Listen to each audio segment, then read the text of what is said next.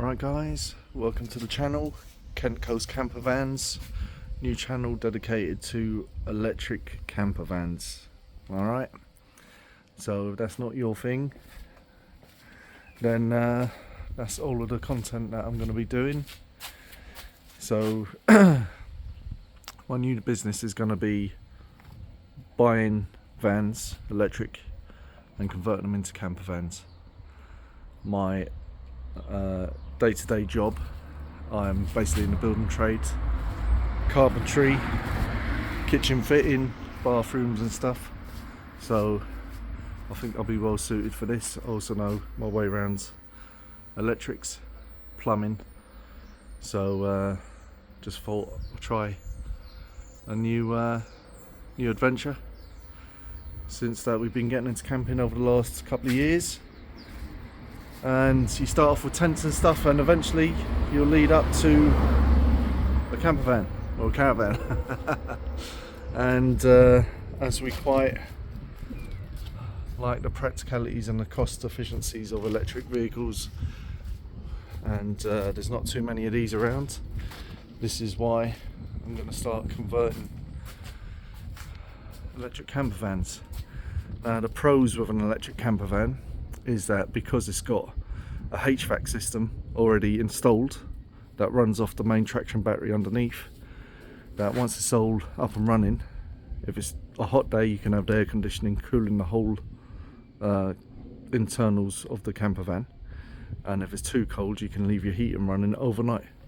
Now yes, it will drain your battery down a bit, but most of these campsites you can plug this in, or it's got a 40 kilowatt hour battery, and I would say overnight, even with your heating on, you'd probably only use maybe 8-10 kilowatts.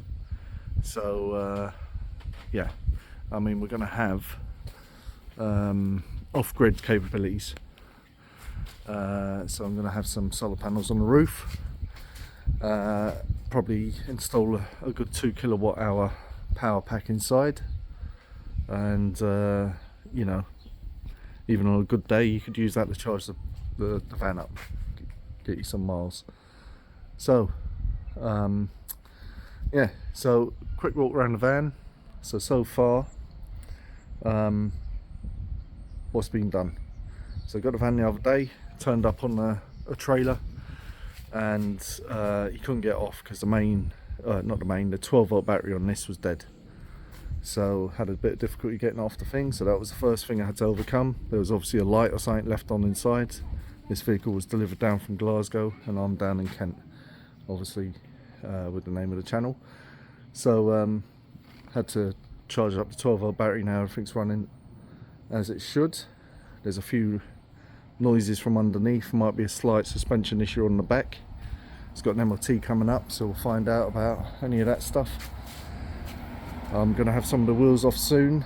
That'll probably be another video, and I might replace all the brakes and stuff, seeing that doesn't cost too much to do, because I want this van to be as perfect as possible by the time it's all converted. Now we are going to go for the windows on the sides and probably on the rear, and we're going to have a rock and roll bed and stuff, and certainly I'll show you the insides in a minute. But just going on about what was the issues with the van when I picked it up. So this door had an issue where it was showing up that the door was open when it was shut. Quite a common fault on these vans, and basically what it is that little switch down there. Once the door shuts, it just doesn't push it in far enough, so that's quite easy to rectify. You can either adjust the door, or you can stick a little packer.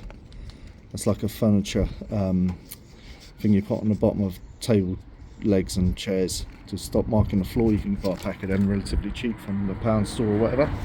Stick that on in the right place, and that will push that sensor in a bit further. So that was done. The other issue is these back doors,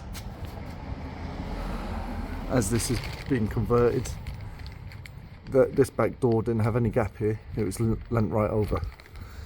It's had a bash at the bottom.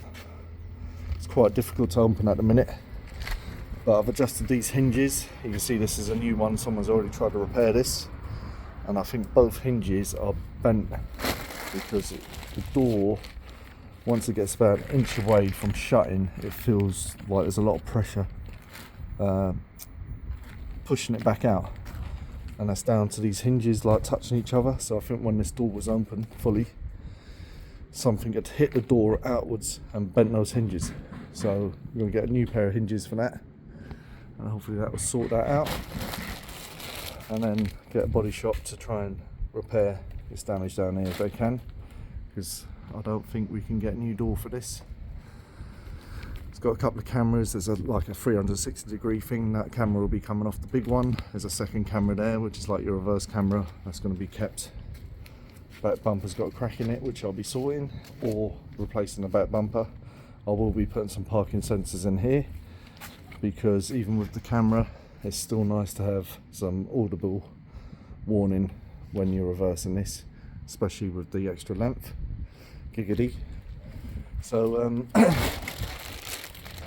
but other than that, it's pretty clean, and I'll show you the inside. When I say clean, I mean like bodywork wise, apart from the back door, it's alright. Internally, it's been a working van, so it is in a very poor state. Now, this is a very common fault on an EMV200, or any MV200 really, just poor on this end's part to put in such a weak seat in a van. And this reason that gets so much wear is because it's right at your backside height when you're getting in and out, so that gets rubbed constantly. So this should have been reinforced really. I'll buy new rubber foam pads from Nissan to replace that, and might get the new fabric. You can get all that sort of stuff. If not, I'll be buying a decent seat cover for both of these. That will be on a swivel base once I get one of them. This van comes with a heat pack, so you've got heat steering wheel, heated seats, very good. In the winter also with the key, I'll show you here, if I can get it out of my pocket. That beeping is just because the door's open. You can press on that button there for a few seconds, and not that one, the fan button, and then it will start preheating the cab, defrost your windows, heated steering wheel goes on, and your heated seat if you've got the switch set right. So you get into a nice warm vehicle with your windows defrosted. Another positive about an electric vehicle. So yeah, now looking at that, you'd think this van would have a lot of miles in it, and it's only got 35,619. That just goes to show you how poor some of the materials are in here, but we'll get all that sorted. I'll get some nice mats put down, and like I say, the seat's already going to get fixed.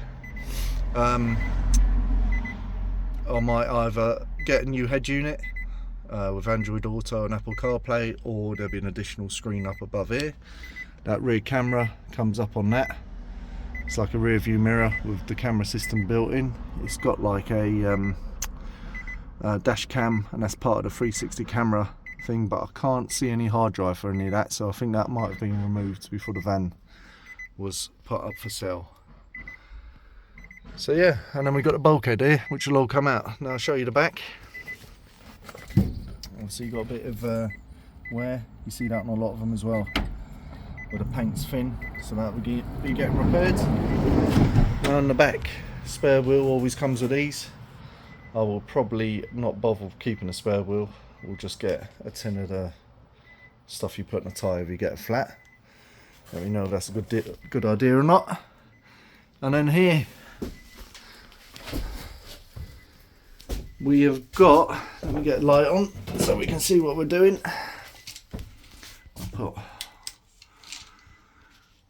So this is the space you get. This is the extra bit where you can see what they've added on. So yeah, 2.5 meters. Those lengths of skirt in there are 2.4. So that goes right underneath there. And then yeah, like I say, about 6'2" on the inside to the ceiling. So the good thing about this is is that there's going to be a rock and roll bed here. There's going to be a unit, kitchen unit.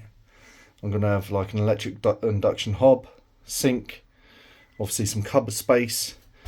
The seat will end, I'm guessing, around here, and where that would normally be the back of the van. In micro campers, you normally don't get enough room for luggage, so we'll have all this room at the back here to put any luggage we're going to bring, clothes and stuff.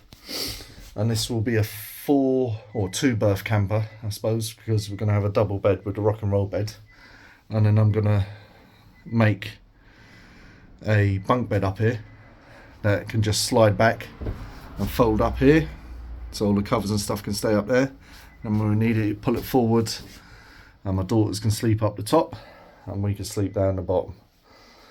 And yeah, there'll be an awning on the side or one of those tents that you can put up, so and obviously that bulkhead will come out. So yeah, but we've got all of this to insulate, all the wiring to do, and yeah, all the cloth on the inside and stuff, cloth on the back doors, and then all the windows and stuff to put in. So it's going to be quite a lot of work, but looking forward to it. Been wanting to do one of these for a while now, so yeah, so if you're interested in watching any of this and how the progress is going on, and any future vans that I do, I plan to do 2 or 3 of these a year, and once all done, we'll get some use out of it, and then put the van up for sale. And just the reason for doing that is this is going to be my business going forward. I'm going to try and do this full time. So yeah, if that's the sort of thing you like watching, you know, make sure you click on the subscribe button, and I'll see you on the next update, which should be very soon. All right, take it easy.